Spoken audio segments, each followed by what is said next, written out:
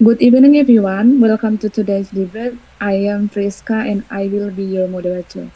The motion for today's debate is cell phone radiation is dangerous and should be limited. The first side will support the motion, represented by Email and Andin, while the contra side will oppose the motion, represented by Meli and Uti. Each speaker will present their arguments followed by the rebuttal session and conclusion. Now let's us begin with the first speaker from the first side. I now invite Email from the first side to deliver the first argument. The time is yours, Email. Thank you. Cell phone radiation is dangerous and should be limited because continuous exposure to electromagnetic radiation from mobile phones may negatively affect human health. Since people use their phones for many hours every day, radiation exposure increases, and as a result of this constant exposure, users may experience headaches, sleep disturbances, eye strain, and reduced concentration. Moreover, the World Health Organization has classified radio frequency radiation as a possibly carcinogenic to humans, which means there is a potential health risk if exposure continues in the long term. Therefore, limiting cell phones radiation is a necessary preventive action to protect public health. Thank you. Thank you, Email. Now I invite Andin from the first side to present the second argument. The time is yours, Andin. Okay, thank you, Vriska.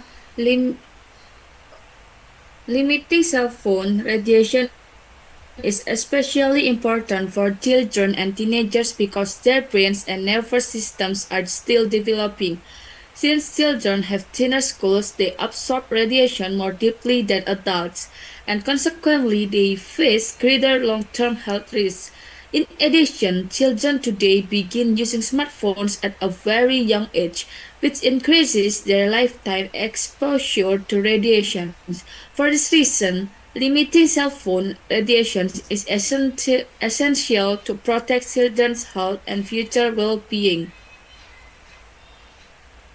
Thank you, Andin. We will now to the contra side. I invite Melly to deliver the first contra argument. The time is yours, Melly. Okay, thank you, Friska.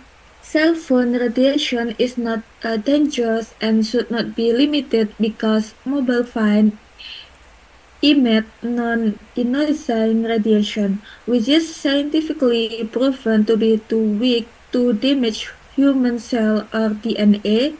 Since this type of radiation does not cause cellular damage, there is no clear evidence linking in it to cancer or serious illness. Moreover, organizations such as the U.S. Food and Drug Administration state that decades of research have not shown consistent health risks from mobile phone use. Therefore, limiting cell phone radiation is unnecessary.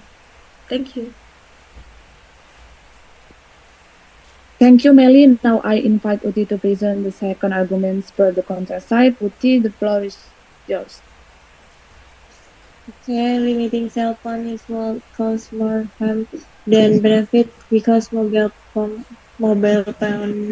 are essential in modern society.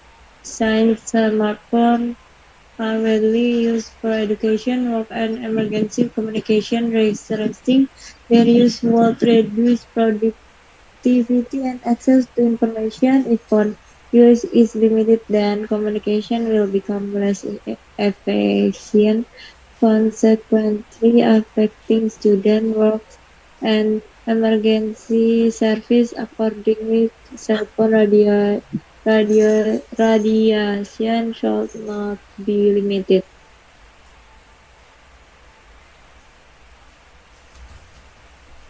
Thank you to all speakers for your arguments. We will now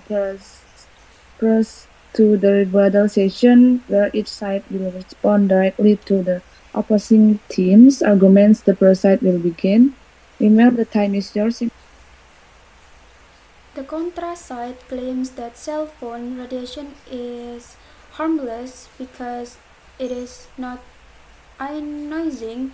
Nevertheless, this argument ignores the issue of long-term and cumulative exposure since people use mobile phones daily for many years. Radiation exposure continues over time, and as a result of this constant exposure, health risks may appear later in life. Therefore, limiting radiation exposure is a reasonable preventive measure. Thank you. Thank you, Email. Now we will hear the rebuttal from the contra side. Melly, the floor is yours. The pro side focuses on possibilities rather than proven fact. If cell phone radiation were truly dangerous, then a strict global regulation would already exist. Otherwise, the widespread use of mobile phones shows that experts consider the risks minimal. Therefore, limiting cell phone radiation is an overreaction.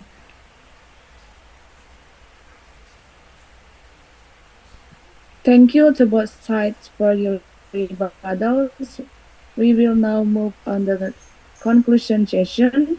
Each side will now deliver a short conclusion summarizing their position. The pro side will conclude first. Andin, the time is yours. Thank you, Friska. In conclusion, cell phone radiation presents potential long-term health risks, especially for vulnerable groups such as children. Since prevention is better than cure, limiting radiation exposure is a responsible decision. Therefore, cell phone radiation should be limited. Thank you. Thank you, Andin. Now I invite Uti to present the conclusion from the contra side. Uti, the floor is yours.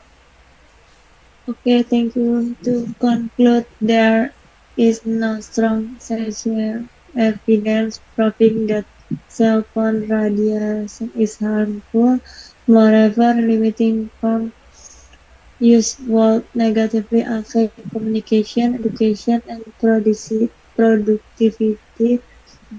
Thus, cell phone radiation should not be restricted. Thank you to all speakers for their insightful arguments and conclusion. This brings us to the end of today's debate on cell phone. Radiation is dangerous and should be limited. We hope this discussion has broadened our understanding of the issue. Thank you for your watching and good evening, everyone.